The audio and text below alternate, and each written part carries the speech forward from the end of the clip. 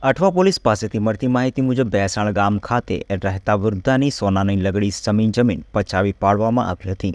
આરોપીઓ મુકેશ મેંદપરા અને ઝાકીર નવીક મળી બહુમાળીમાં બોગસ દસ્તાવેજો બનાવી જમીન ખરીદનાર પાસેથી રૂપિયા પણ પડાવી લીધા હતા।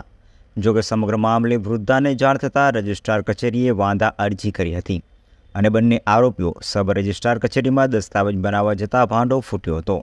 हाल तो बन्ने आरोपियों ने पुलिस झड़पी पाड़ी सड़िया पाछड़ धकेली दीधा है।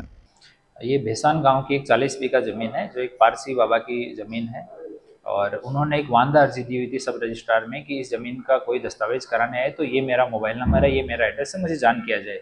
तो सब रजिस्ट्रार के पास जब उस जमीन का दस्तावेज कराने के लिए पहुंचा तो उसने वांदा अर्जी को देखा और सब रजिस्ट्रार ने एक्टिवली उनको फ़ोन किया तब पता लगा कि ये जो दस्तावेज करवाने के लिए आए हैं ये वो लोग नहीं है जिनकी वास्तव में वो ज़मीन है। तो उन्होंने पुलिस को जान किया तो वहाँ पे उस समय एक आदमी जो ज़मीन के मूल मालिक के बिहाफ पे ज़मीन का दस्तावेज करवाने आया था उसका नाम जाकिर हुसैन है और ये वेरावल गिर सोमनाथ का रहने वाला है, वो मौके पे पकड़ा गया।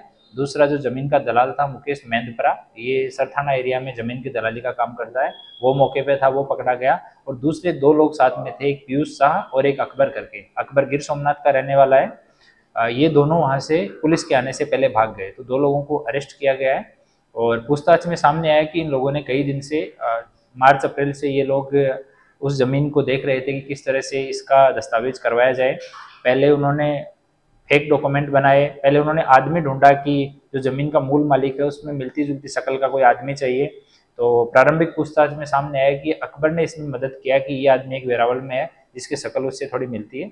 तो उस आदमी को उन्होंने यहाँ पे बुलाया, उसके नाम से आरबीएल बैंक में पहले अकाउंट खुलवाया ज़मीन के मूल मालिक के नाम पे और आधार कार्ड, पैन कार्ड और वोटर आईडी ये तीनों फेक डॉक्यूमेंट बनाए जो अभी प्रारंभिक पूछताछ में इतना सामने आया कि वो अकबर ने बनवा के दिए। पहले खाता उन्होंने आरबीएल में खुलवाया, वो अकाउंट खुलवा के उन्होंने सूरत में ही ज़मीन एक दूसरी पार्टी को बेची थी, उनसे पेमेंट भी ले लिया था पर किसी कारण से वो सौदा कैंसिल हो गया। तो बाद में वो पैसा इन लोगों ने वापस कर दिया और अभी एक दूसरी पार्टी के साथ बात की और दूसरा अकाउंट खुलवाया उसके लिए एक्सिस बैंक में। तो दो बैंकों में फोर्ज डॉक्यूमेंट के आधार पे उन्होंने अकाउंट खुलवाया और अभी करीब 3 करोड़ से ज़्यादा का अमाउंट, 3 करोड़ 41 लाख रुपए के आसपास वो पार्टी से उन्होंने अपने अकाउंट में रिसीव भी कर लिया। उसके बाद वो दस्तावेज 14 बीघा ज़मीन का अभी दस्तावेज कराने जा रहे थे तो सब रजिस्ट्रार के यहाँ पहुँचे तो सब रजिस्ट्रार की तत्परता से ये मामला पुलिस के पास पहुँचा और अभी इसमें इन्वेस्टिगेशन चल रहा है।